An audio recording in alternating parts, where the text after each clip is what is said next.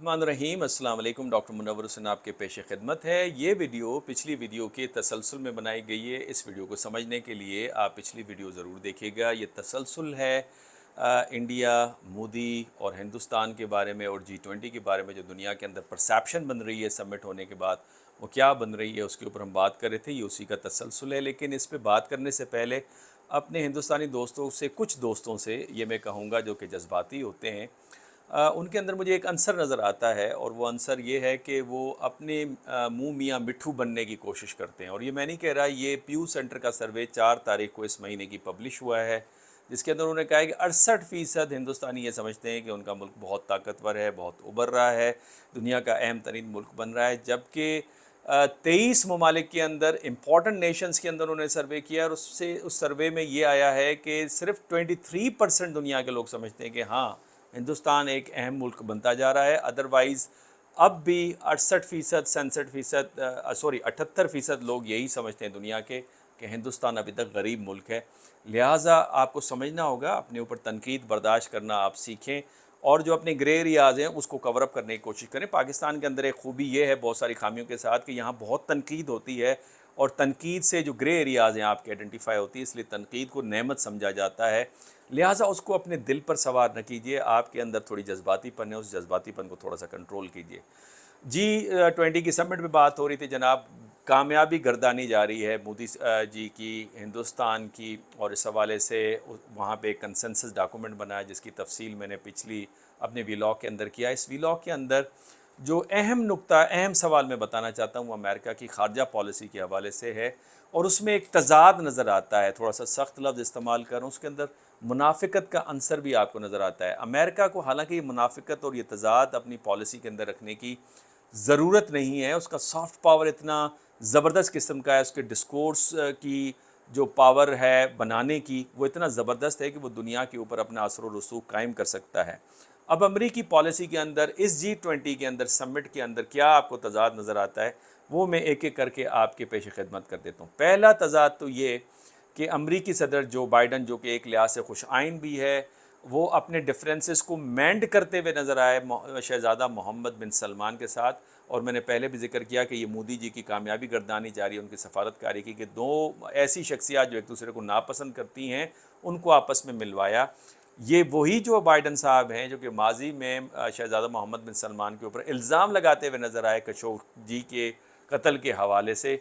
तो ये एक आपको तज़ाद नज़र आता है अमेरिकन फॉरेन पॉलिसी के अंदर। और तज़ाद की अहम वजह यही है कि अमेरिका के अंदर जो ज़बरदस्त किस्म की एक क्रिटिक चल रही है कि आपने एक स्पेस दे दिया है जिसको चाइना और रशिया ने मिडल ईस्ट के अंदर फिल करना शुरू कर दिया है, उसको दोबारा रीगेन किस तरह से किया जाए, क्या अमेरिका के पास वो कैपेसिटी है कि दोबारा उसको रीगेन कर सके।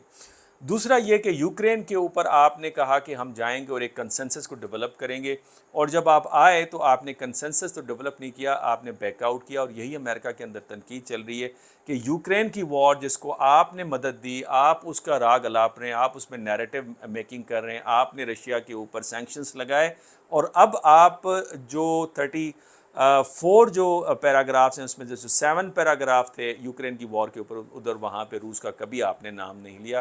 तो बजाते ख़ुद ये एक आपको तज़ाद भी आपकी फ़ॉरेन पॉलिसी के अंदर नज़र आता है। तीसरा अहम पॉइंट, अमेरिका बहुत सादे तरीके से दुनिया को डिवाइड करता है, democratic world, free world and non democratic या ऑटोक्रेटिक वर्ल्ड। इस हवाले से फ़ौरन इंडिया के बाद जो बाइडन साहब तशरीफ़ ले गए हैं वियतनाम, अब वियतनाम कोई डेमोक्रेटिक कंट्री नहीं है, लिहाजा वियतनाम जाना बजाते ख़ुद जो है ये एक तज़ाद है अमेरिकन फॉरेन पॉलिसी के अंदर। हमें समझ आती है कि वियतनाम बड़ा सिग्निफिकेंट कंट्री है एशिया पैसिफिक के अंदर, और इंडो पैसिफिक स्ट्रेटजी अगर आपने सक्सेसफुल बनानी है तो वियतनाम को अपने साथ आपको मिलाना होगा, लेकिन म्यांमार की फ़ज़ा को इस्तेमाल करते हुए, जो कि इंडिया का नेबर है, और वहाँ पे अगर खलफशार होता है तो इमिग्रेशन या माइग्रेशन का जो एक पूरा जो हुजूम है वो आपको इंडिया के अंदर आते हुए नज़र आता है, और मणिपुर जैसे वाक़यात आपको नज़र आते हैं। तो बज़ाते ख़ुद इंडियन जो एक तरफ स्ट्रेटेजिक पार्टनर है और उसके मफादात को नज़रअंदाज करके वो म्यांमार के ऊपर से आप गुज़र के जा रहे हैं। वियतनाम नॉन डेमोक्रेटिक है, म्यांमार जिसके ऊपर आपने हैवी किस्म के सैंक्शंस लगाए हुए हैं, बज़ाते ख़ुद ये एक आपको तज़ाद नज़र आता है। फिर उसके अलावा अगर आप देखें कि जमहूरियत की जब आप बात करते हैं तो कश्मीर के मसले को आपने वहाँ पे छेड़ा ही नहीं, या आपने कम अज़ कम मोदी जी के साथ उसको डिस्कस ही नहीं किया।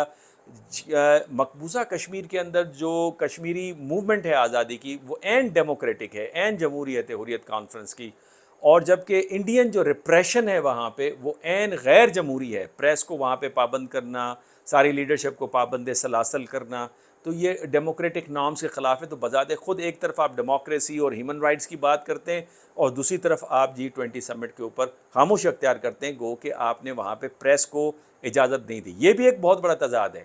چوتھا تضاد آپ کی فارن پالیسی کے نظر یہ آتا ہے کہ آپ فری پریس کی بات کرتے ہیں پوری دنیا میں، اور آپ کی ایجنسیز بتاتی ہیں کہ دنیا میں کہاں پہ پریس کو جو ہے وہ وہاں پہ ریپریشن چل رہا ہے، ان کے اوپر تالے لگائی جا رہے ہیں، قدغن لگائی جا رہی ہے، اور آپ پوری دنیا کو بھاشن دیتے ہیں، اور یہاں پہ جس وقت آپ کے ساتھ آئے ہوئے پریس کے لوگوں کو اجازت نہیں دی گئی، جب آپ کی میٹنگ تھی پرائم منسٹر مودی کے ساتھ، تو اس پہ بھی آپ نے خاموشی اختیار کی، بلکہ آپ نے یہ جسٹیفیکیشن دی آپ کے سیکورٹی ایڈوائزر جیک سیلیون نے کہ یہ جی ہوسٹ کنٹری کے ہاتھ میں تھا، لہٰذا ہم اس پہ کیا کر سکتے ہیں۔ تو بذات خود پریس کو جو کہ تنقید کرتا ہے، اور اچھی تنقید کرتا ہے، آپ کے گرے ایریاز کو آئیڈینٹیفائی کرتا ہے، آپ کو جواب دینا چاہیے، آپ کو اپنی پالیسی کو جسٹیفائی کرنا چاہیے with evidences, with very strong argument, آپ وہاں پہ فیل نظر آتے ہیں۔ یہ بذات خود آپ کی پالیسی کے اندر ایک زبردست قسم کا تضاد نظر آتا ہے۔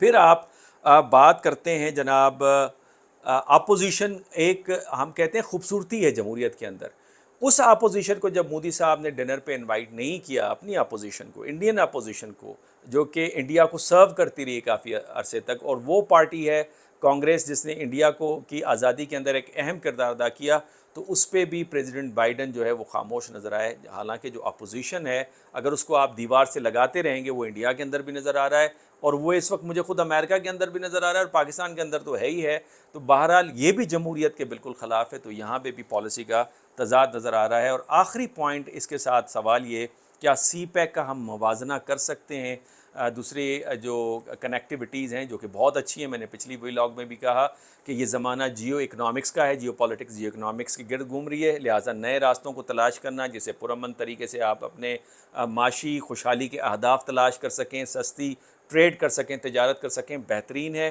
اور یہ سارے سی پیک کے پروجیکٹ کا حصہ ہی آپ سمجھیے، چونکہ پہلا ویژن چائنا نے دیا تھا، لیکن اس کے باوجود اگر موازنہ کریں تو BRI منصوبے کے مقابلے میں آپ کو یاد ہوگا G7 نے build belt for better world, build belt for better world دیا تھا، جس پہ $40 بلین مختص کیے گئے تھے۔ اس کا کیا ہوا؟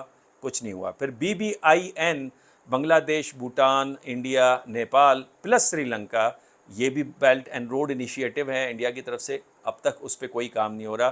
لیکن اگر آپ سی پیک کو دیکھیں، اس کا انفراسٹرکچر موجود ہے، تجارت آنا جانا شروع ہو گئی ہے، ایئرپورٹس پورٹس اس پہ تیار ہو چکے ہیں، اور بہت ہیوی قسم کی انویسٹمنٹ ہو چکی ہے۔ پھر BRI کا جو منصوبہ ہے وہ مختلف ہے، اس نوعیت کے حوالے سے بھی یونیک ہے کہ ایک چائنا اس منصوبے کو کیری آن کر رہا ہے، اور اس کی پالیسی کے اندر آپ کو یکسوئی نظر آ رہی ہے، کنسسٹنسی کے ساتھ، جبکہ یہ جو منصوبے ہیں یہ کئی ممالک نے مل کے دیے، لہٰذا اس میں یکسوئی آپ کو نظر نہیں آ رہے، ہر ملک کے اپنے مفادات ہیں۔ اگلی ولاگ جب میں کروں گا تو اس سے پاکستان بھارت کو کیا اسباق سیکھنے چاہیے، کیا پاکستان بھارت کو اس جیو اکنامکس میں قریب آنا چاہیے، G20 کی سمٹ کیا لیسنز دیتی ہے انڈیا کو یعنی ہندوستان کو، اور کیا لیسن دیتی ہے پاکستان کو، اگلی ویڈیو اس پہ بناؤں گا۔ اجازت دیجیے، اللہ حافظ۔